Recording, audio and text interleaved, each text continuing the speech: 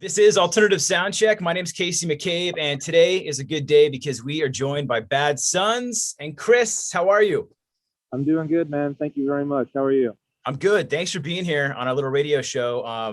It's good to catch up. You have a lot going on with new album, tour, and actually what you're doing right now. Are you in rehearsals? Is that what's going on? Yeah, we're getting the machine oiled up right now. We've got a lot of new songs to learn, and we're excited to hit the road again coming up soon. Well, it's been a long time coming. Let's jump back, just over the summer. Aside from music, how did you guys stay busy? What were you guys kind of up to? A lot of it was music related. And then on the other hand, I think it was important for us all kind of to figure out our ways to stay sane. And I picked up surfing last year, and I've been doing a lot of that, and, hiking and getting out and trying to be outside, and then a lot of music on top of that.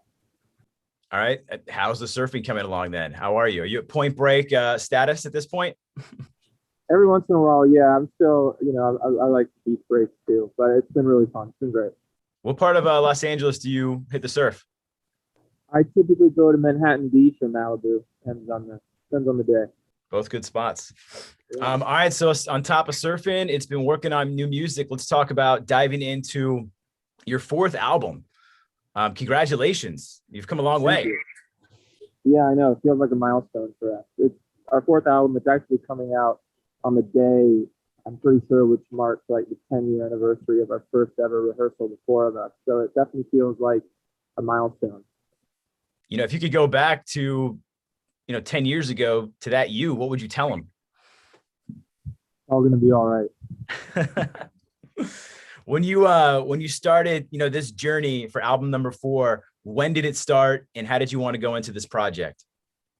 It kind of really began towards the end of 2019. We were on a headline tour. We were finishing up touring on Mystic Truth album, and I had brought a home studio kind of set up with me that I took on the road, and every day while we were getting ready to play shows at the venue or in the hotel room, I would just kind of be tinkering away and started collecting all these ideas. And then as soon as I got home, I started sharing them with the guys, and we really started writing immediately. October 2019, we got in the studio. In December, we recorded a couple of songs, one of which is Baby Blue Shades, which is the first single we dropped from this new record, and it kind of just kept rolling from there. It was fun with this one. I think that Mystic Truth, our third album, was kind of us trying on some different clothes and stepping outside of ourselves for a minute and just really having fun with what we wanted to do. And as soon as we released that one and hit the road, I think we really had this urge to kind of continue the Bad Suns progression from our first couple of records. And we really started this one off being inspired kind of by visuals and mood boards and like the stories that I was reading and movies we were seeing. So we kind of were just sending each other all these different visuals and graphics around, and that was kind of what sparked a lot of the musical ideas. Going into the album, Apocalypse Whenever, talk about, making mood boards. And was this something different for you guys jumping in to this album?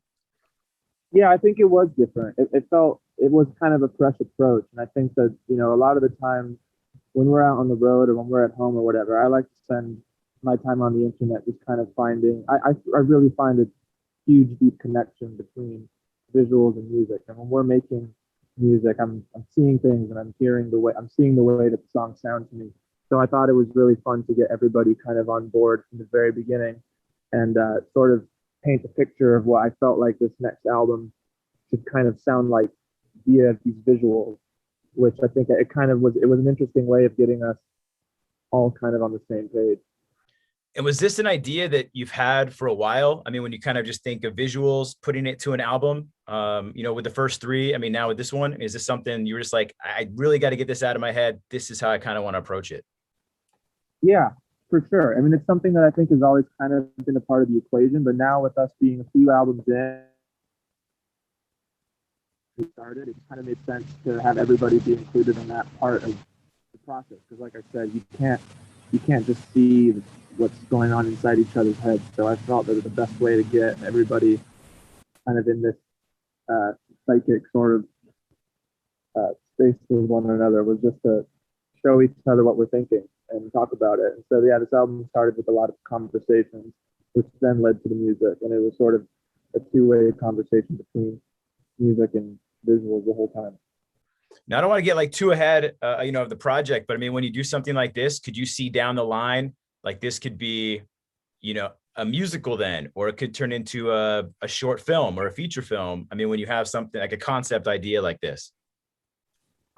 Yeah, I mean, for me, I really like the idea of putting together some sort of comic book or graphic novel about the story of this record. That was one of the things that would excite me, and I think we're trying to just treat the videos for this album as kind of like the little vignettes for what these songs sound like to us. This time more so than others, I felt really pleased, and so have the rest of the guys, with the way that we've been able to translate that visual musical conversation.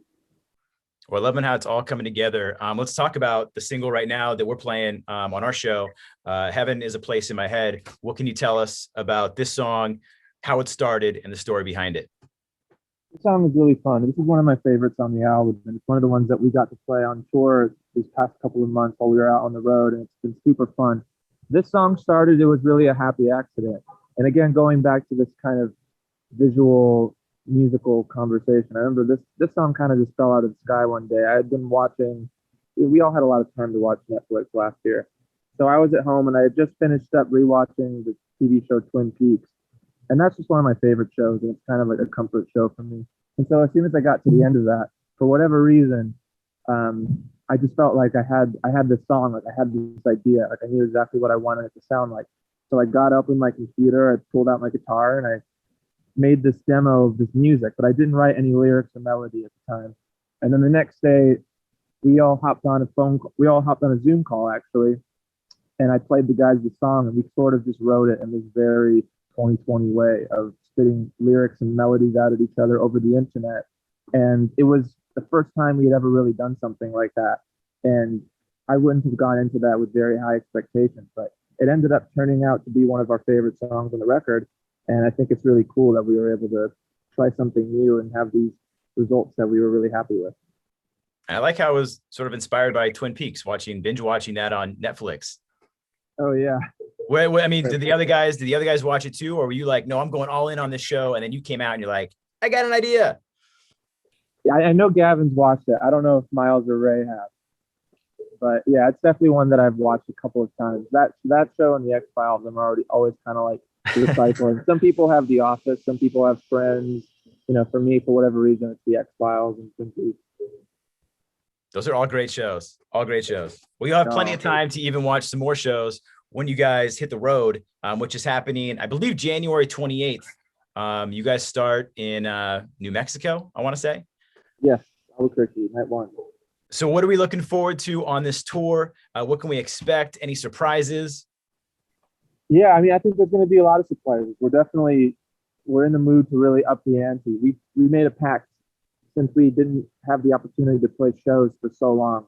We knew that if we were going to come back and play shows again, we were going to really step it up and do things and try things and go above and beyond anything we had done in the past, and really deliver something special for our fans to make up for that lost time and have it feel worth it. Going back to the way that the visuals have been really important to us, I think we're going to really bring a lot of those colors and a lot of those ideas and imagery to the stage. It's going to be a really, really fun time. A lot of new songs and all the old hits, and I think people are going to have a great time. And you guys are in rehearsal right now. So, I mean, are you seeing some of those visuals? Is it kind of all coming together at this point? Or are you still in no, we need to redo this stage, we should try this out? We're still in the learning the songs stage, but once we get to production rehearsals a few months from now, we'll start to see that. Well, good. We look forward to seeing you guys on tour. And I mean, you did just play some shows. You've been playing. What's it been like, being out in front of this, your fans on stage and just kind of being back? Strange. The weirdest thing about the last year and a half, 2 years, whatever it really was kind of like this disconnect from the identity that I think we've all sort of assumed in being in this band and performing. It's all such a huge part of who we are as people at this point. And like when we get up on stage and we're playing for people and they're singing the songs back to us, it's like that's really become a huge part of who we are. And to have that completely stripped from us was a bit strange. So going back into it, I think I definitely was asking questions like, can I even do this anymore? Like, what is this like? I haven't done this in so long. How do you command a crowd? What are we going to do? And then as soon as we stepped on stage, all of those fears kind of evaporated. And we realized that they never left us. They just kind of like getting back on a bike. And it was really amazing. And, I think the energy in the room every night is so incredible. I think people are just really in this space where no one is going to be taking live music for granted again. No, not at all. I mean, it's therapeutic in a way to be bad at shows. So, I mean, for you, I'm sure being on stage, but even for those fans being there and just seeing these songs live, that hits home. So it's great that you guys are out there and getting back on the road. 100%. Now, when you do get on the road, is there like a must-have that you need on tour? Is there something you can't live without? Yeah, I always bring some books, to bring a yoga mat and some running shoes, whatever. I just try and keep myself busy in positive ways out on the road. One thing that we really couldn't live without on this tour was Top Gun. We sort of started a contest, not really a contest, but it was basically just asking our fans to bring us DVD copies of Top Gun, and we watched the movie probably like 100 times, and we ended up with like 85 to 100 DVDs, Blu-rays, vinyl, and VHS copies of Top Gun. So I think now we have just a huge, like several boxes full of them in our rehearsal space that we're not sure what to do with. I think we're just gonna watch every single one of them to make sure they all work. But yeah, I would say Top Gun is something we can't live without on the road. Are you more Maverick? Are you Goose? Are you Iceman? Well, nobody really wants to be Goose. Well, he's lovable, but you don't want to get Goose. Right. Well, we were, I really connect with Maverick spirit, but I think we dressed up as the characters from Top Gun for Halloween, our whole crew and everything. It was really amazing. I think just given the blonde hair, I kind of fell into the role of Iceman. Yeah, definitely. I mean, now that we're on the topic of Top Gun, are you guys ready for part 2? Oh yeah, we're excited. We're gonna wear our costumes to the theater the day. I love that. Well, before you suit up in the outfits and hit the road and support this new album, any plans for the holidays? We have Thanksgiving, Christmas. Are you a big holiday person? Yeah, we all love the holidays. I think it's nice to kind of having that be the little break period we have in between tours. I'm not sure exactly what we'll do. Hopefully get to do a little bit of traveling, spend some time with our families before we get back on the road again, and definitely be rehearsing and playing music and hopefully writing some new music as well at this time. Yeah, even now as you're preparing for the tour, even write more? Yeah, I think we're all kind of fired up. Whenever we get back from the tour, I'm always feeling really inspired to make new music and sound. So we're trying to get all that stuff in. Staying busy. We love it. Keep putting out new music. Now, you guys being from kind of the Los Angeles area, I have a quick rapid fire round of questions for you. Just real quick, okay. Short answers, if you can do it. All right. So rapid fire with Bad Suns, best spots in LA. Let's start with best dive bar. Best dive bar. There is a place, I don't know if you'd exactly call it a dive bar, but there's this place. Well, if we're going to go to dive bar, I love this place called Shellback Tavern in Manhattan Beach. It's really rad. Or else there's a place called the Chimney Sweep in Sherman Oaks. That's super rad. My favorite bar probably in LA is a place called the Idle Hour in North Hollywood, near where I live. Okay, noted those down. Best venue. Best venue. My favorite place to see a show in LA is definitely the Fonda Theater in Hollywood. Great spot. Best beach town. Beach town. I'm a huge Manhattan Beach guy myself. All right. Best late night food spot. Late night food spot. Can't really beat In-N-Out. I know some people, there's some controversy around it, especially people from out of state. I think maybe it's a bit overrated, but I have to say that it's not overrated at all. In-N-Out is the best. Not at all. Double, animal style. You're good to go. You got to do it. Best basketball team, Clippers or Lakers? I'm going to go with Lakers. Okay. And then kind of on that same note, I mean, any thoughts on the new name change? Staples Center is now the Crypto.com arena. Yeah, it's a bit wacky, isn't it? I mean, I guess, from office supply store to a website, I guess it doesn't really matter to me in the grand scheme of things, but I think there's probably a lot of Lakers fans and Clippers fans who are just a bit upset of it because they're so used to calling their home the Staples Center. And it does, even though it is an office supply store, Staples Center does roll off the tongue a bit better than Crypto.com arena. So I think it doesn't really change my life all that much, but kind of sucks. I mean, it'll take some getting used to. You're right. I mean, Staples Center, even when you don't even think of it being an office supply store, it was just Staples Center. So I'm sure by this time next year, we'll be like, oh yeah, crypto.com arena. I'll meet you there, bro. Woo! Or I just hope somebody else comes in and buys it from them with a cooler name. There we go. You just need like In and 800 out million. arena. Well, man, we appreciate you taking the time to talk with Alternative Soundcheck today. Bad Suns, we're looking forward to seeing you on tour. The kicks off January 28th, and the new album, Apocalypse Whenever, coming out the same day. Lots going on. Oh, yeah. It's going to be a busy, busy January.